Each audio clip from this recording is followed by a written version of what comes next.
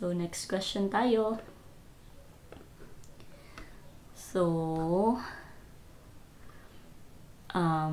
here's from my college batchmate. And she's in, saan man siya? Europe, somewhere in Europe. And, kakapanganak niya lang. So, yun, she messaged me if we are hiring employees based abroad, outside Philippines. So, kasi she's looking for work from home jobs daw. So, unfortunately, yun nga, PH based lang yung ina-accept ng HelloRich. Kasi, as I mentioned, if nasa abroad na kayo, you have better opportunities na. So, this is only for Philippine-based healthcare professionals para magkaroon din ng better opportunity. So, yun. Hindi pwede. And then, so before we proceed, let's drink our water.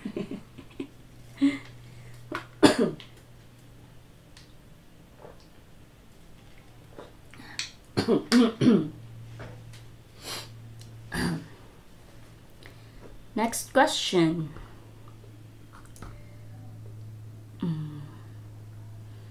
So, sabi ni ma'am, hello ma'am, good day. Aspiring to be an HVA po sa HelloRich. Pwede po humingi ng tips sa QE? RN din po ako. Plan ko sa December mag-submit ng requirements ko. So, sinagot ko siya ng, hello po, since RN po kayo, may idea na po kayo sa mga medical terms.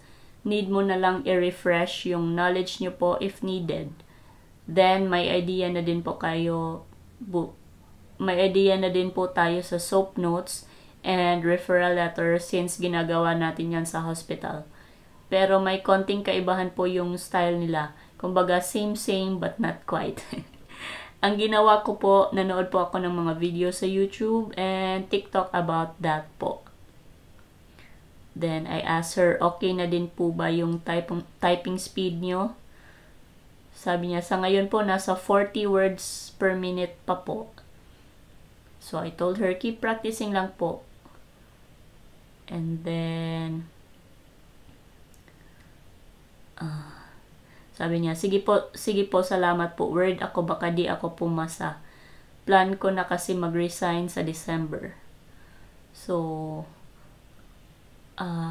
I understand na word tayo na baka hindi tayo pumasa sa training or hindi tayo pumasa sa qualifying exam or sa interview, or if sa training hindi natin makayanan yung demand ng training. So, it's normal, pero do your best and think positive.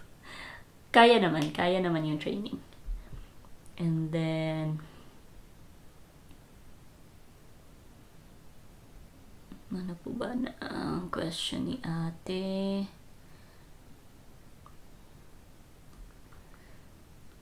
So yun nga, magre-resign daw siya sa December, kaya I told her na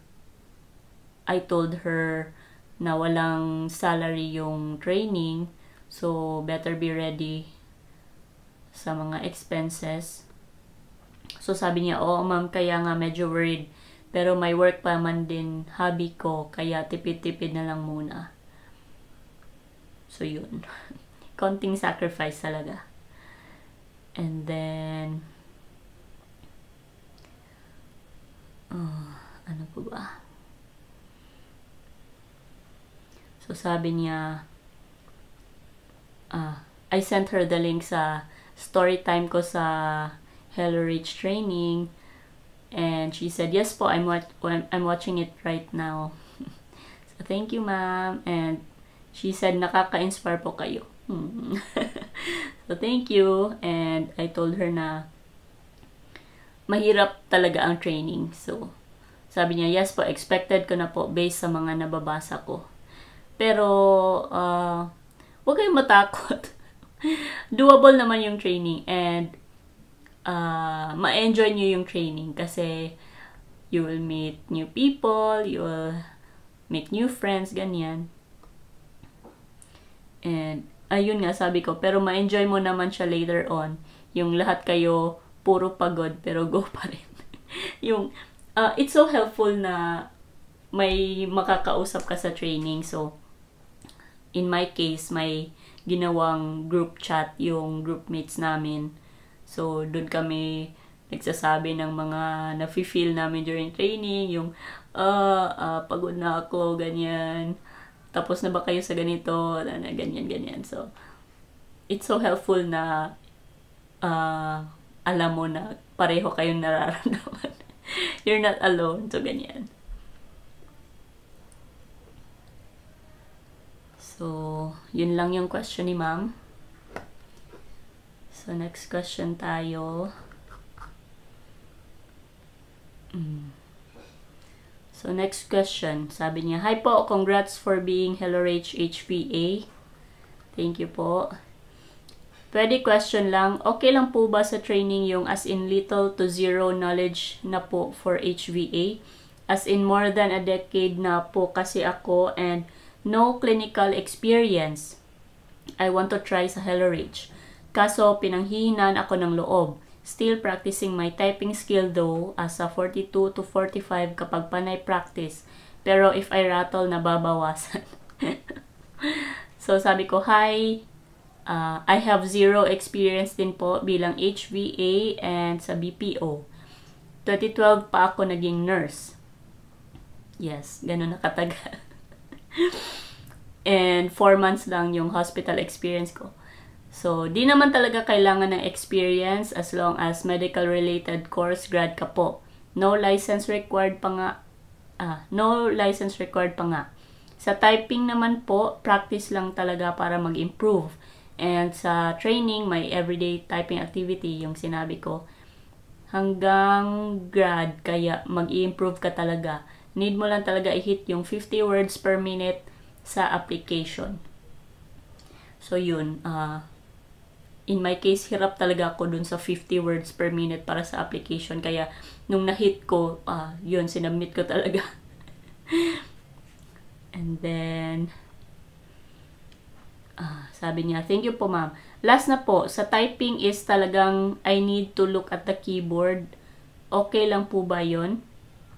Hopefully, maka-apply na ako. Ang goal ko right now is more than 50 normal speed na. Para di sayang ang pag-apply. Thank you for replying. So, I told her, okay lang naman to look at the keyboard, pero i-practice mo rin yung touch typing. Yung touch typing, yung hindi ka tumitingin sa keyboard, and yung you'll place your finger sa correct placement, ganyan. And then hindi ka tumitingin sa keyboard, sa screen ka lang tumitingin while typing.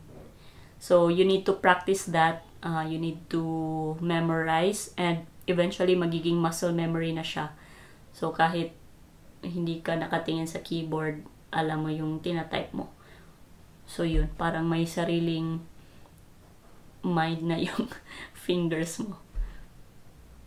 So, yun, sabi ko, yun nga, practice mo yung touch typing para masanay mga daliri mo mag-type with proper finger placement. Pero nung nag-apply ako, tumitingin ako sa keyboard kasi mas mabilis ako mag-type pa ganun. That's me. And sabi ko, nag-practice na lang ako ng touch typing during the training. And sabi niya, minsan kinakaya hindi nakatingin ka, so pag kinabahan ako, ang bagal, huhu. And may typo errors. Yes, I will try that. Muscle memory nga daw. Kaka-practice ko nahi-hit ko siya without looking. Takot lang ako if ever mag-apply ako, baka madaming mali. Haha, yehey, thank you talaga, nakaka-boost ng moral. So, ayun. Sabi ko, understanding naman yung mga QAs. Napakabait ng mga QAs. So, sabi ko, considerate and understanding naman mga QAs, mababait sila. Basta kahit na anong mangyari, wag na wag ka talagang mag-cheat sa training.